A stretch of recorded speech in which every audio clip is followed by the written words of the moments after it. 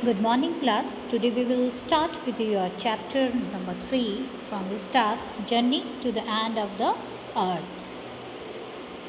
Journey to the End of the Earth is a travelogue. Travelogue means a piece of writing about travel. So this is a story about the travel of the writer. The writer Tishani Doshi here talks about her travel when she goes to Antarctica. In this chapter, she gives the account of her journey to Antarctica.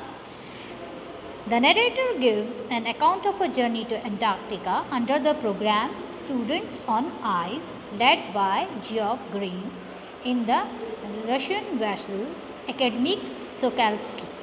So, Geoff Green, under his program, he led a program whose name of the program was Students on Ice, and under this program the narrator also went with this team. Under this program, high school students are taken to the ends of the world and provided inspiring educational opportunities which will help them to encourage in developing a new understanding and respect for our planet. So under this program, high school students were taken to the ends of the world. Here we are talking about Antarctica. तो इस programme के तहत ये जो programme था, ये students on ice इस programme का नाम था, और ये जियोफ ग्रीन जो हैं वो स्टूडेंट्स को लेकर इस प्रोग्राम के तहत जो है वो कहाँ जा रहे थे? अंटार्कटिका जो है उनको लेकर जा रहे थे स्टूडेंट्स को, और जो नरेटर हैं, जो स्टोरी की नरेटर हैं, वो भी उनके साथ, she was also with them. तो यहाँ उनको ले जाने का पीछे व्हाट वाज द रीज़न? उनको educational opportunities, so that it will help them, वो अपने जो ये प्लैनेट है, अर्थ है, उसके बारे में जो है वो उसको समझ सकें, उस प्लैनेट अर्थ को समझ सकें. तो उनको बच्चों को जो है एजुकेशनल अपॉर्चुनिटीज़ इस तरह की दी जा रही थी कि जिसके थ्रू जो है वो जो अपनी प्लैनेट है वो और अच्छे से उसको समझ सकें, और उनकी जो है they should respect our planet. It provides the students an ample opportunity to understand how global temperature can be a threat to human existence. तो इस प्रोग्राम के थ्रू स्टूडेंट्स को एक अपॉर्चुनिटी दी गई कि वो समझें कि ग्लोबल टेम्परेचर बढ़ने की वजह से या ग्लोबल वार्मिंग की वजह से जो ह्यूमन एग्जिस्टेंस है, जो लाइफ है, वो कितनी खतरे में है. How much threat is to human existence due to this global rising of global temperature. तो ये सब अंडरस्टैंडिंग जो है वो उनके अंदर पैदा हो, वो समझें, इसके लिए उनको जो है अंटार्कटिका में एजुकेशनल पर्पस से ले जाया जा रहा था. इट इनकलकेट्स अ न्यू अंडरस्टैंड, इस वजह से इससे जो है उनके अंदर नई समझ पैदा हो, नए समझ पैदा हो कि हमको how we could save our planet. Geoff Green thinks that high school students are the future policy makers. He offers the future generation a life-changing experience at an age when they are ready to absorb, learn and most importantly act. Geoff green जो थे वो उनको एक opportunity दे रहे थे उनको, ताकि ये according to him, these young students, they are the policy makers, they are the future policy makers. They will, this generation, it is our future. So अगर ये they could understand कि how we should save our planet, और वो इस चीज़ को समझ सकें, क्योंकि इस वक्त जो है वो किसी बात को समझने के लिए, उसको लर्न करने के लिए, ये जो टाइम पीरियड है उनका, when they are young, when they are students, it is very important to them. और इस वजह से so that they can act in that way, they can help in saving the earth, ताकि वो समझें इस बात को कि जो भी हमारे प्लैनेट में जो खतरा बढ़ रहा है ग्लोबल वार्मिंग की वजह से, एनवायरमेंटल चेंजेस हो रहे हैं, तो हमको कैसे अपने प्लैनेट को बचाना है, उसके लिए हम क्या कर सकते हैं। तो वो हम तभी करेंगे पहले जब हम समझेंगे कि हमको किस तरह से हमारे प्लैनेट को जो है ये खतरा हो रहा है। The earth, saving the earth from ecological dangers. Ecological dangers means dangers to environment and species. तो और इफ़ेक्ट्स ऑफ ग्लोबल वार्मिंग जो भी ये हो रहे हैं, ये इससे हम अपने प्लैनेट को कैसे बचाएं। The narrator says, if you want to understand the Earth's past, present and future, Antarctica is a place to go. The study of this region is useful to us because the world's geological history is trapped in Antarctica. So the narrator says that if you want to understand Earth's past, present or future, it is the right place because its polar position makes it a unique laboratory to study the weather, the space weather. Its 4 kilometer thick ice sheet is a unique record of whatever of our planet's climate was like over the past 1 million years. It is the best place to study the present effects of climatic changes in the world.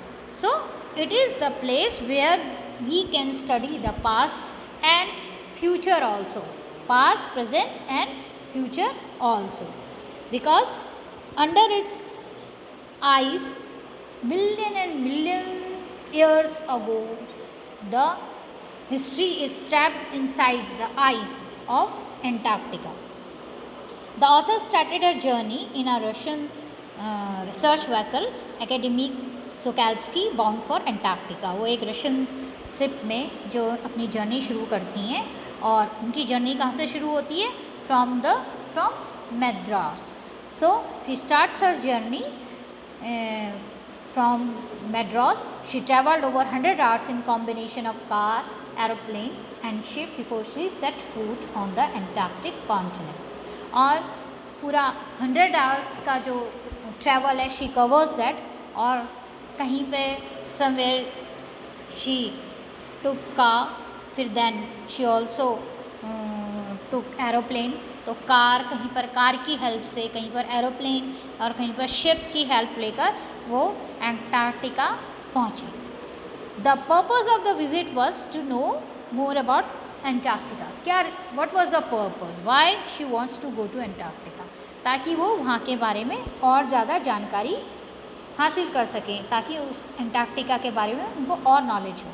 The author stayed there for 2 weeks. She stayed there for 2 हफ्तों के लिए वहाँ पर रुकी. She stayed there for 2 weeks. It is a place which stores 90% of the earth total ice. मतलब पूरे अर्थ का 90% total ice volume कहाँ आपको मिलेगा, it is there in Antarctica. तो एंटार्क्टिका में आपको मिलेगा. It has no trees, billboards, buildings, nothing. There is nothing, no trees, no animals, no plants, only there is ice and ice. The visual scene ranges from microscopic to the mighty. मतलब there is nothing, only it is a covering of ice. सिर्फ वहाँ क्या है, बर्फ ही बर्फ है. Days go on in 24-hour austral summer light. Silence prevails everywhere. Austral summer light means days are rapidly get longer there in summer and the sun is almost always in the sky. So there is light 24 hours. There is light in that continent 24 hours. तो जो सन है वो डूबता ही नहीं है, पूरा 24 hours तक वो जो सनलाइट देता है और उजाला रहता है. एंड साइलेंस प्रिवेल्स, सब जगह क्या है, पूरे कॉन्टिनेंट पे एक शांति है, साइलेंस है.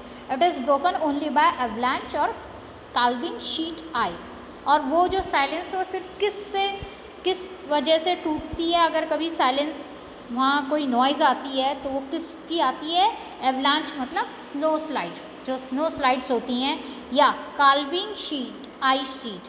काल्विन आइस शीट मतलब काल्विन मीन्स स्प्लिट और शेड. तो स्प्लिटिंग और शेडिंग ऑफ आइस शीट्स, जो आइस की जो शीट्स बिछी हुई हैं वहाँ, अगर उनके बीच में कोई स्प्लिट मतलब वो टूटती हैं तो उस वजह से जो साउंड प्रोड्यूस होती है उससे वहाँ की साइलेंस जो है वो डिस्टर्ब होती है, otherwise there is the silence prevails everywhere.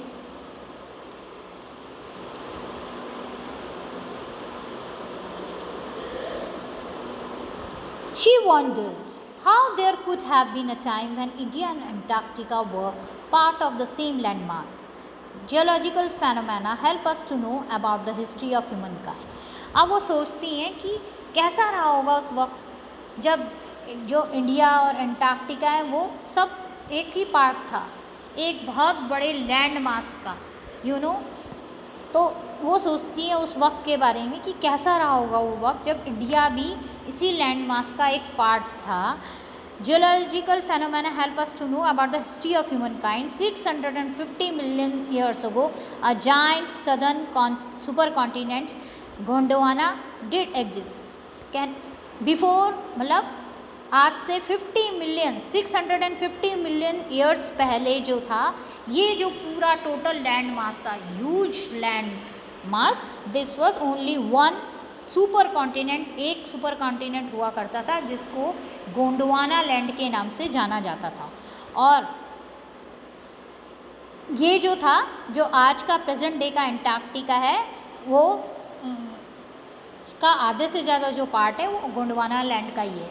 और जो गोंडवाना लैंड है, जो पहले जो गोंडवाना लैंड था, जितने भी अभी आपको जितने कॉन्टिनेंट्स और कंट्रीज दिखते हैं, ये सारे these all were the part of Gondwana land. तो फिर जो है, और the climate was much warmer than at that time.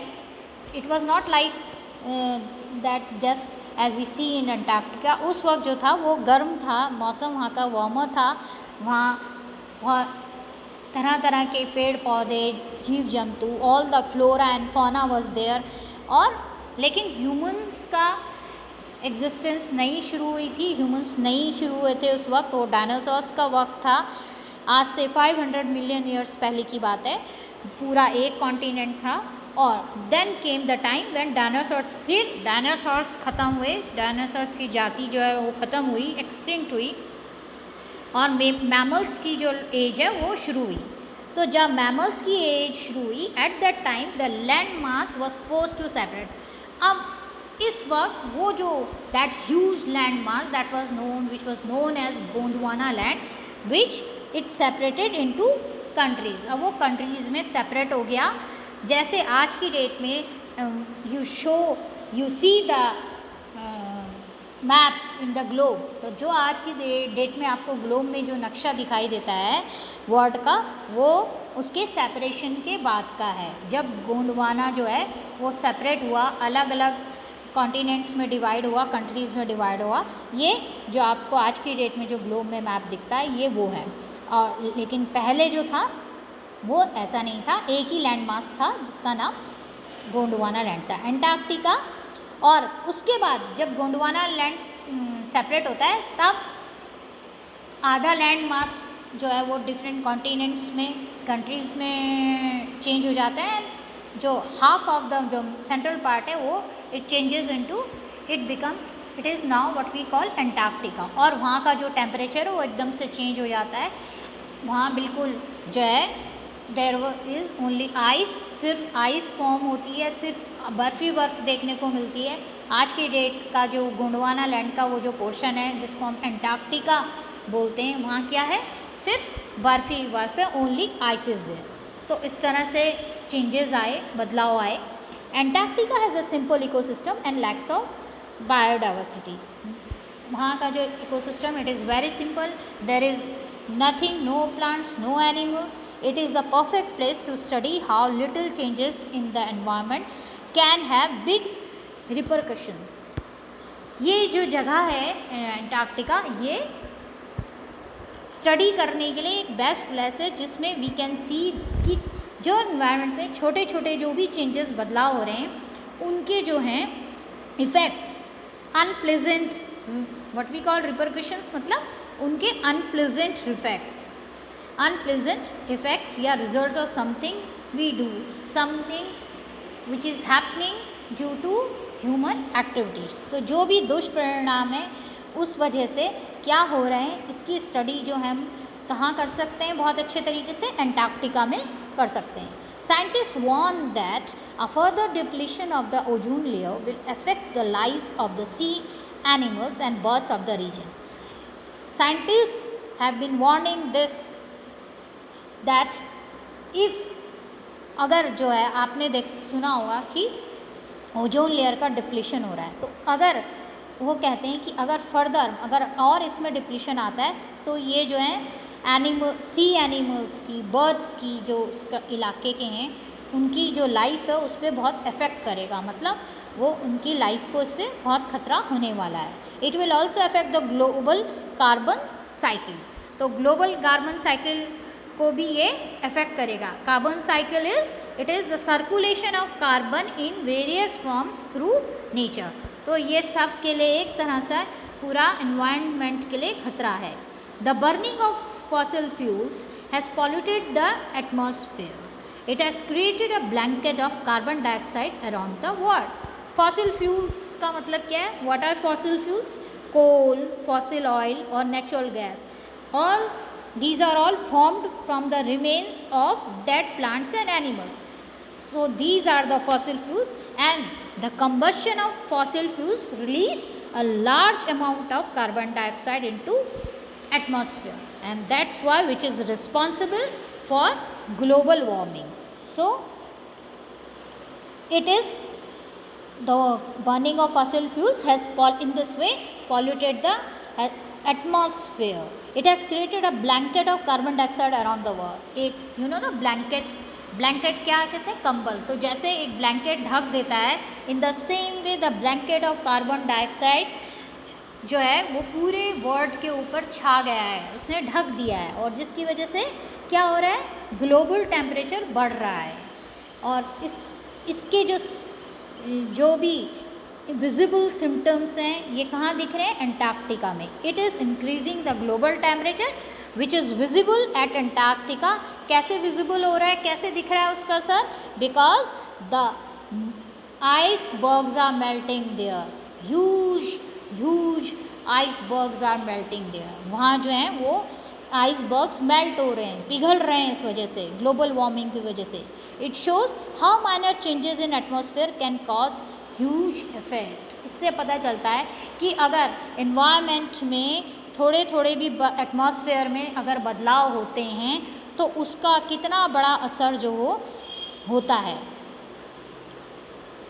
If the global temperature keeps on increasing, the human race may be in peril. और अगर ऐसे ही ये जो ग्लोबल टेम्परेचर है ये बढ़ता गया तो इससे क्या होगा? पूरे ह्यूमन्स को, even all the plants and animals, पूरी स्पीसीज को, सबको बहुत बड़ा खतरा होगा. Climate change is one of the most hotly contested environmental debates of our time. आज की डेट में जो क्लाइमेट, जो मौसम में बदलाव हो रहा है, क्लाइमेट में चेंज हो रहा है, ये सबसे ज़्यादा डिबेट का जो है एक विषय बन गया है हमारे इस समय, ये वक्त है. और the most hotly contested debate of our time is, और सबसे ज़्यादा डिबेट जो है, जो डिस्कशन होता है वो किस बात पे होता है कि क्या जो एंटार्क्टिका की आइस शीट्स हैं वो पूरी तरह से पिघल जाएंगी, मेल्ट हो जाएंगी या नहीं होंगी, इस बात पर डिस्कशन होता है. एंड अगर हम if we want to study the earth's past, present and future, Antarctica is the place to go as, क्योंकि वहाँ जो है 500,000 ईयर ओल्ड पुराने कार्बन रिकॉर्ड्स ट्रैप्ड हैं आइस लेयर्स में. अब आपको पता है ना, you already I have told you कि वहाँ पहले क्या था? गोंडवाना लैंड था, और उस वक्त जो है सारे बहुत बड़ा that land mass was known as Gondwana land. उस समय वहाँ पे पूरा लाइफ थी, there were plants and animals and different species. और उसके बाद जो है जब वो सेपरेट होता है तो कॉन्टिनेंट्स, अलग अलग कॉन्टिनेंट्स में डिवाइड हो जाता है, और जो लैंड मास है वहाँ it is the temperature changes and now it is covered with ice. और वो एंटार्क्टिका में वो जहाँ आइस ही आइस है उसमें चेंज हो जाता है. तो वो सारा जो हिस्ट्री का वट एवर द पास्ट है वो सारे रिकॉर्ड्स का उसमें उसके अंदर दब गए हैं. आइस शीट्स के नीचे जो हैं वो सारे जो रिकॉर्ड्स हैं those records are trapped in the layers of the ice. तो इसलिए it is the best place to study. So अभी आपने देखा, हमने ये चैप्टर पढ़ा और इससे it gives us the awareness about the global warming, about the changes in the atmosphere and how it will affect the human kind. इससे कितना प्रभाव पड़ेगा, और अगर हमें अपने प्लैनेट को बचाना है तो we must be aware about that कि we should not cut trees, we should not create pollution, and if you want to save our planet we have to grow more and more plants, ज़्यादा से ज़्यादा पेड़ उगाएं, pollution कम करें, ठीक है ना, और should not burn more and more fossil fuels. तो इस तरह से जो है हम जो है अपने जो प्लैनेट को उसको सेव कर सकते हैं. And hope you would have understood the chapter.